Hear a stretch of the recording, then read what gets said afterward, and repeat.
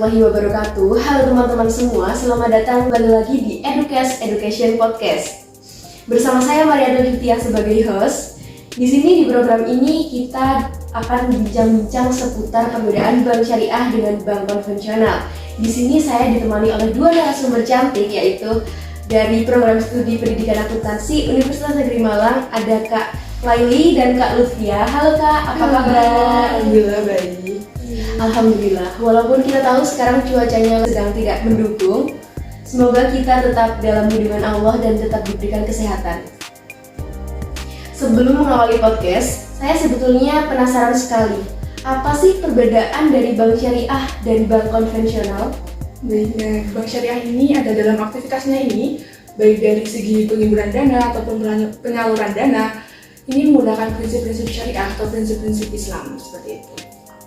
Untuk bank konvensional sendiri, jadi konvensional itu artinya berdasarkan kesepakatan umum. Jadi bank konvensional itu adalah bank dalam operasionalnya menerapkan metode bunga, karena metode bunga sudah ada terlebih dahulu menjadi kebiasaan dan telah dipakai secara meluas dibandingkan dengan metode bagi hasil.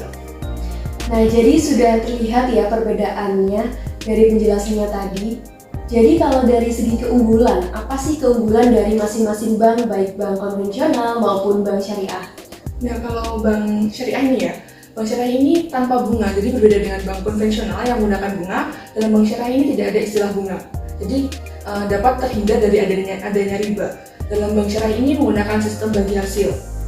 Nah, untuk keunggulan yang selanjutnya, dalam bank syariah ini resiko ditanggung bersama, maksudnya resiko ini ketika terjadi rugi seperti itu ya. Jadi tidak hanya nasabah yang menanggung kerugian itu, namun pihak bank juga akan menanggung kerugian tersebut. Gitu. Untuk keunggulan bank konvensional yaitu yang pertama, metode bunga telah lama dikenal masyarakat. Bank konvensional lebih mudah menarik nasabah, menyimpan dana sehingga lebih mudah mendapatkan modal.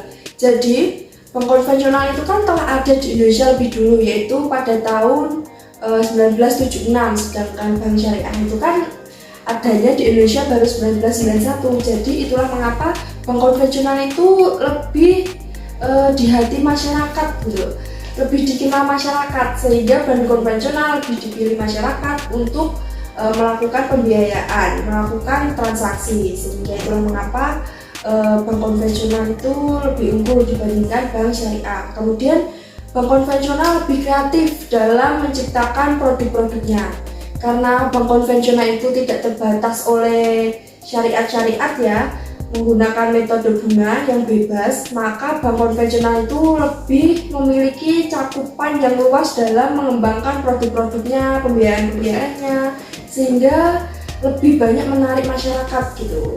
Kemudian yang ketiga yaitu persaingan antar bank lebih menggairahkan dan memacu untuk bekerja lebih baik. Jadi seperti yang kita tahu, bank konvensional itu kan ada di mana-mana, ada bank BNI, ada bank BRI, dekat situ ada bank BCA. Itulah mengapa persaingannya itu sangat ketat, sehingga persaingan ketat itulah yang memicu antar bank untuk berinovasi, lebih maju, lebih kreatif lagi untuk berpikir untuk bagaimana sih menarik nasabah tersebut. Kemudian yang terakhir yaitu peraturan perundang-undangan dan kebijakan pemerintah yang lebih mapan bagi bank konvensional. Karena bank konvensional lebih dulu di Indonesia ini, maka peraturannya ini sudah mapan, kebijakan pemerintahnya sudah mantap gitu. Jadi sehingga bank lebih leluasa untuk bergerak lebih pasti.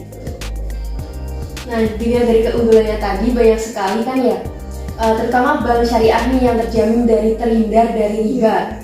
Tetapi mengapa masyarakat masih banyak yang memilih menggunakan bank konvensional dibanding dengan bank syariah? Kalau menurut saya ya, seperti yang sudah dijelaskan oleh Lili tadi, bahwa bank konvensional ini sudah ada di mana-mana. Nah, jadi dibandingkan dengan bank syariah yang mungkin masih minim ya keberadaannya, mungkin masyarakat ini lebih kayak mudah, oh di sini sudah ada bank BRI, kenapa kita harus jauh-jauh ke bank syariah yang mungkin tidak tahu keberadaannya di mana seperti itu. Iya. Jadi selain dari segi keberadaannya yang mudah ditemukan, dalam masyarakat ini juga sudah lebih mengenal sistem bunga dibandingkan dengan sistem bagi hasil. Jadi, kalau sistem bunga ini seperti ini, kalau sistem bagi hasil ini, masyarakat belum tentu mengetahui bagaimana sistem ini gitu. Kalau dari sisi bank konvensionalnya bagaimana, Kak? Jadi karena bank konvensional itu lebih lama di Indonesia dan lebih banyak di Indonesia, sehingga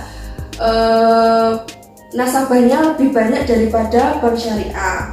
Maka dari itu menyebabkan margin pada pembiayaan bank syariah disebut lebih tinggi daripada bunga kredit pada bank konvensional, sehingga masyarakat cenderung lebih memilih bank konvensional. Walaupun bank konvensional itu menggunakan sistem bunga. Oh, jadi begitu ya, Kak. Jadi bank syariah ini banyak dikenal oleh masyarakat, baik produk-produknya. Nah, untuk bank syariah sendiri nih, Kak, yang masih kurang dikenal masyarakat, terutama kan di bank syariah ini ada istilah akad-akad. Mungkin bisa dijelaskan apa sih itu akad? Nah, jadi dalam bank syariah ini kita menggunakan akad ya. Iya. Ada dari bank konvensional, mungkin di bank konvensional tidak menggunakan sistem akad ya Kak ya. Jadi tidak mengenal apa sih akad itu. Nah, dalam bank syariah ini ada akad. Akad ini adalah keterkaitan antara ijab atau pernyataan pemindahan kepemilikan dan qabul atau pernyataan penerimaan kepemilikan dalam lingkup yang disyariatkan dan berpengaruh pada sesuatu. Nah, akad dalam bank syariah ini terdapat dua. Yang pertama akad tijaroh dan yang kedua ada akad tabaruk. Untuk akad tijaroh ini lebih ke mencari keuntungan, sedangkan yang tabaruk ini tidak berorientasi ke keuntungan seperti itu. Baik, selanjutnya, nah jadi perbedaan mendasar itu bagaimana ya, Kak, antara bank konvensional dengan bank syariah? Nah, untuk yang bank syariah ini kan seperti yang sudah saya jelaskan tadi bahwa bank syariah ini menggunakan prinsip-prinsip halal atau maksudnya halal ini adalah syariah atau Islam gitu kan. Jadi dalam bank syariah ini berinvestasinya juga pada usaha yang halal-halal saja. Kemudian menggunakan sistem bagi hasil, yang mana sistem bagi hasil ini diperoleh dari margin atau keuntungan dan fee. Nah, yang ketiga ini besaran bagi hasil ini tentu saja bisa berubah-ubah setiap waktu tergantung pada kinerja usaha. Jadi ketika kinerja usahanya ini bagus, mungkin bagi hasilnya nanti juga akan lebih besar. Kemudian bank syariah ini berorientasi tidak hanya pada profit, namun pada falah oriented atau kebahagiaan dunia dan akhirat. Jadi tidak hanya berorientasi ke urusan duniawi saja, namun juga berorientasi ke kebahagiaan akhirat. Seperti itu. Untuk pola hubungannya ada 4. Yang pertama ada kemitraan yang dapat menggunakan akad musyarakah dan akad mudarobah. Kemudian ada penjual dan pembeli yang mana menggunakan akad murabahah, salam dan istisna. Untuk yang ketiga ada kegiatan sewa menyewa, dan kegiatan sewanya ini menggunakan akad ijarah. Kemudian untuk yang antara debitur dan kreditur dalam pengertian equity holder atau card. Untuk bank syariah ini diawasi oleh Dewan Pengawas Syariah. Jadi tidak hanya diawasi oleh OJK, namun juga diawasi dengan Dewan Pengawas Syariah. Nah, untuk bank konvensional sendiri itu yang pertama bebas nilai, karena kan bank konvensional itu tidak berdasarkan syariat Islam ya, bertentangan mungkin dengan syariat Islam. Jadi bebas nilai, kita dapat berinvestasi dalam bentuk apapun. Mungkin yang diharamkan di Islam di bank konvensional ini dibolehkan. Kemudian sistem bunga yang sudah dikenal banyak masyarakat. Kemudian besaran bunganya tetap, sehingga masyarakat itu lebih merasa aman gitu. Kemudian profit oriented, yaitu kebahagiaan dunia saja, berbeda dengan bank syariah yang mengincar kebahagiaan dunia dan akhirat. Bank konvensional ini hanya berdasarkan kebahagiaan dunia saja. Kemudian hubungan debitur dan kreditur. Jadi di bank konvensional ini hubungan antara nasabah itu yaitu debitur dan kreditur, peminjam dan pemberi pinjaman. Kemudian tidak ada lembaga sejenis dengan Dewan Pengawas Syariah. Jadi kan di bank syariah itu ada Dewan Pengawas Syariah. Kalau di bank konvensional itu Dewan Pengawasnya cuma otoritas jasa keuangan. Nah, jadi banyak sekali ya perbedaan antara bank konvensional dengan bank syariah ini. Nah, kalau perbedaan dari sistem bunga dan sistem bagi hasil itu bagaimana ya, Kak? Nah, untuk sistem bagi hasil di bank syariah ini kita memungkinkan adanya untung atau rugi. Jadi tidak hanya berorientasi ke keuntungan, namun kita juga percaya adanya kerugian. Seperti yang sudah saya bicarakan tadi ya, bahwa kerugian di bank syariah ini juga tidak hanya ditanggung oleh nasabah, namun juga pihak banknya juga akan menanggung kerugian. Untuk yang selanjutnya, di sistem bagi hasil ini didasarkan pada rasio bagi hasil dari pendapatan atau keuntungan yang diperoleh nasabah pembiayaan. Jadi nanti pendapatan atau keuntungan yang berapa nanti akan dirasiokan untuk dibagi hasilkan.